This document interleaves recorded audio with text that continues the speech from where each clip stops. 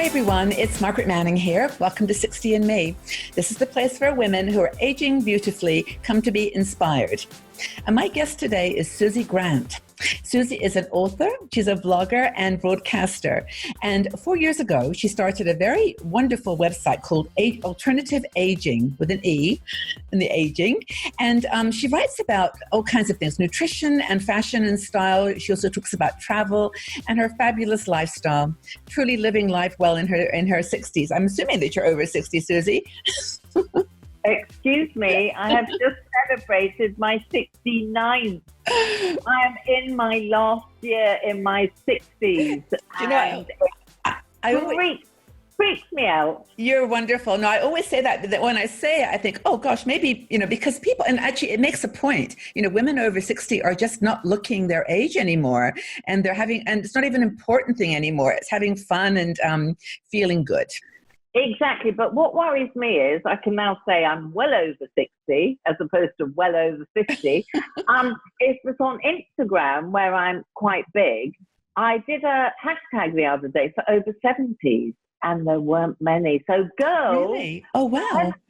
Let's show the world how fabulous we are at over 70, because baby boomers are they're going to be loads of baby boomers in their 70s watching this, and there's so few compared to over 60s. Well, I'm glad you said that, because, and I'm glad that we're showing this to our 60 and Me community, because we have women from 50 to 80 plus in our community. Exactly. And I would think in many places in the world, we're over 70. So I'm glad that you've made that comment. So if you're watching this and you're over 70, go check out Suzi's Instagram and make that comments. Follow the hashtag. Please, because we can still look at Iris Apfel. True. I'm sure all of you know Iris Apfel. She's in her 90s and she's amazing. And actually, she brings us nicely into what we're going to talk about, because she's all about the accessories. And this is what we wanted to share, because you have this amazing word that when we talked earlier, you said you're going to use accessories to zhoosh up your look after 60. So tell us what you mean by zhoosh. Zhoosh up your look. Well, first of all, I felt invisible at 50, like a lot of us do. In fact, I ran away and hid in Thailand for my birthday and refused to tell anyone I was 50. I had a huge celebration at 60, and I moved to Brighton. For anyone outside of the UK, it's by the sea. It's called Little London by the Sea. And everyone here is very quirky, aren't they? And they don't walk around in a black uniform, and they dye their hair bright red and wear outrageous clothes. And so I started becoming a little bit more experimental. I wasn't on TV anymore. I didn't have to wear the uniform. Yes. And it's developed. The blog has made me even more inspired to dress myself, as well as sharing and hopefully inspiring all women out there that we are no longer invisible. So accessories is the way to go if you don't want to keep buying into fashion. I don't buy into fashion. I just do up as much as I can that's already in the wardrobe. Yeah. And I think that being invisible is a big challenge for a lot of women. It's more of a feeling rather than a reality anymore. And we're not irrelevant at all. We've got a voice that, as we form our communities, like you've got your community with alternative aging, and I've got 60 and Me community, we're making statements now about what you've just said, that we're here to be our creative, beautiful selves. And we're being noticed. I was recently asked to talk on a panel about aging in marketing, and everyone in the audience was under 30, and they all agree that they're missing the most valuable demographic in the whole world. The ones over 50, us, and over 60 and over 70 and beyond, we're the ones with the time and the money, and they're neglecting us. We don't want knicker pads and panty pads and stair lifts advertised to us. We're into fashion and beauty as well. Yes, well, you're doing a great job of promoting that. But tell us about your strategy about using accessories. Let's go top to toe and what you would do to accessorize. So you don't have to keep buying new clothes. You can spend that on other stuff like travel and good food and having a good time. Exactly. Nicely said, Margaret. I always say I will not spend money on an expensive designer outfit. I would rather spend it on an experience. Exactly. So now, this isn't going to suit everyone, but one of the things that I show you, you'll think, oh yeah, that would really suit me. Okay. So I'm into headscarves, and there's a separate video that Margaret's done with me about how to do your headscarves. Some people are into hats, some people are into cloches or berries, and some wear turbans. That will really zhuzh up an outfit. Just make it a little more of a statement, rather than I've got a simple shift dress on, but I'm zhuzhing it up by adding a scarf. People won't forget you then, and you're not invisible, trust me. Now, if it was a sunny day, I would then add these. Oh, those are can I have those? I want to reach through the screen. Those are so beautiful. I love them. Is at our age, Margaret, that these are expensive if they're going to be prescription lenses. Yes. So I only wear these when I'm posing for Instagram or for a blog about clothes. Good luck. But these were like $5. They were so cheap. You can find vintage style glasses all over the place. These were more expensive. They're very true nice. vintage, and I had my prescription lenses put in. But just think out of the box. Ooh, how can I fix that? But find something that suits your face. And then next down, necklaces. Again, go to thrift shops, go to sales, go to vintage markets or any market, come to think of it. I agree. People love throwing their stuff out. I'm sure you're like me. I have a big clear out at least twice a year and think, well, I haven't worn that for at least 2 years. That can go. And I got this in LA. It was really, really cute. And it just brings a little summer dress with these colours in it, totally alive. I'm not into, I love colour coordinating, but I also love clashing. I love pink with reds and green with yellow. Last one, sorry. And it's good. So into recycling. This is made by a friend of mine in Australia who just gets vintage pieces and makes stuff out of them. I love that. Keeps it cheap. Do you know what I loved as you were talking? That's why I jumped in there. Is that everything you've shown us so far, though, is like it's Suzi. Like you know that that's what works for you. I mean, I love necklaces too, but they're not quite the same. But it's like, and you've taken the time over time, obviously, to know what is a reflection of your personality. Many years. I mean, going back to the wonderful Iris Axel, you know, she wears awesome. rows and rows and rows of beads. I couldn't run around and look after my dog dressed like that. But for some of you, it will really work. Okay, let me show you something, Suzi. Before you go to, I want to show this to people because I bought this in a similar situation. Did I show you this before?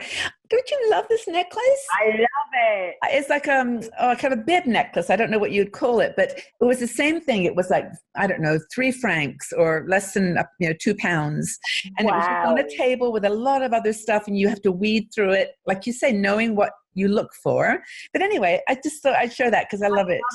Yeah, I love it. Yeah, no, I would wear that. So let's do break. You need to find your own style. Yes, it could be exactly. Just specs. It could be just sunglasses. It could be just necklaces. It could be loads and loads of beads. Beans. It could be beans too. The other thing a lot of these ladies in New York do is loads of vintage go. Actually, that'd be nice for today. I'm going to put that on for today. These were all found in, I think they were found in vintage shops or charity shops. Very what pretty. Do you call them? Not charity shops. What do you call them? Well, thrift stores.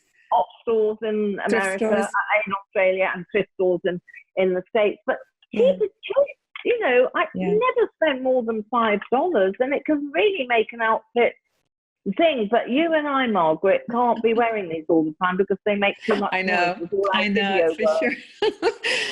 But it's so true that they sort of give you a buzz when you buy them too. I mean, I know when I bought that little blue necklace, I mean, you know, it cost me maybe 10 francs to get to the event, but and it was like 3, you know, so it gives you a little buzz of like, oh, I found something that's a treasure.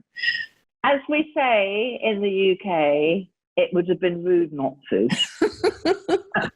If it's a real bargain, snap it up because it would be rude not to, and you can always pass it on.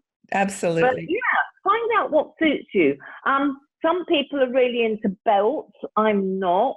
I've never got into vintage belts. Yeah. But on some people you need to know your shape and what suits you and how tall you are, how short you are, how big you are, how thin you are, until you find your big thing. But I guarantee if you experiment with really cheap things, you will find your thing. I'm also love to see some ladies and men Sweet. really get into socks. And apparently the latest fashion is to wear odd socks. So you might see somebody with one like this and one like that. But I keep seeing it on TV when I'm watching people, you know, hipsters being interviewed. Yes. And I think it's got odd socks on. I think it's a thing. Don't you love that expression? I love that. It's a thing. You know, I remember when my son was, we moved from England to the States when he was about 8 years old, and he had to wear a little school uniform in England where everything matched, of course. And we moved to Texas just for a couple of years, and he was so excited to wear like one red Converse shoe and one black Converse shoe. Like he was like, I don't have to wear a uniform anymore. And like the socks, he just went to school with two different shoes on, and it was no, I'm serious, and he loved and. When was this? Oh, this is years ago, like 30 years ago. Well, no, not 30, 25. Now. Yes. It's a big thing now. They're all wearing all things. So go on. Think out of the box. That's my biggest message. Think out of the box. So we're doing a video. We will do a video or have done a video, depending on when you watch this, on thinking out of the box when it comes to your clothes, because there's all different ways you can wear things. And you don't... I'm not a believer in high fashion, apart from it being a huge polluter of our precious planet. There's no need to keep buying. Let's support the charities. Let's support the thrift shops. Let's support the little local markets and the people who make things like this. I've ordered a ring. I always buy myself a Christmas present because I haven't got anyone else to buy me one. If I had a man, I would get him to buy this. But I've always wanted rings. I love rings. But I'm very boring with my earrings and rings. Others of you may not be. Again, because of my job and my need to wear gloves, I travel and live in exactly the same earrings and rings all the time. Yes, beautiful. But this, I for some reason, get your colours done, girls, if you can, because if you get your colours done, you realise that silver is too cold for me because I'm warm autumn colours. Yes. So I briefed a local jeweller to do me gold and silver like that. The combination is pretty. Yeah. And I feel wonderful because she's local. I'm supporting her. She's a one-woman band. She's very eco-conscious and she's making me a ring. And it's cheaper than I'll ever get in a store. Isn't it wonderful, though, when you can buy fashion that aligns to your values as well as to your desire to stand out a bit and express your personality? And I just am so glad we chatted about this, Suzi, because I think a lot of women in our community are sitting there now in their 50s and 60s and pushing over, as we are, into 70s, is, just how do I define myself? Who am I? Who am I as a person? What are my values? What's important? Or who do I want to be? Yes. I mean, we've got wonderful role models out there. You know, we've got amazing actresses who look phenomenal in their 60s and 70s. So aspire to something, yes, and start with a good haircut. Mine's hidden, but start with a good haircut. And keep colouring if that's what makes you feel confident. Invest in yourself. Thank you, Suzi. I encourage people to check out Suzi's website. It's fabulous. Alternative Aging with an .net, and also her Instagram. And are you on Twitter as well? Instagram? Of course. Yeah, she's everywhere. Because it's Twitter, it's Alternative Age. So no problem with the American spelling.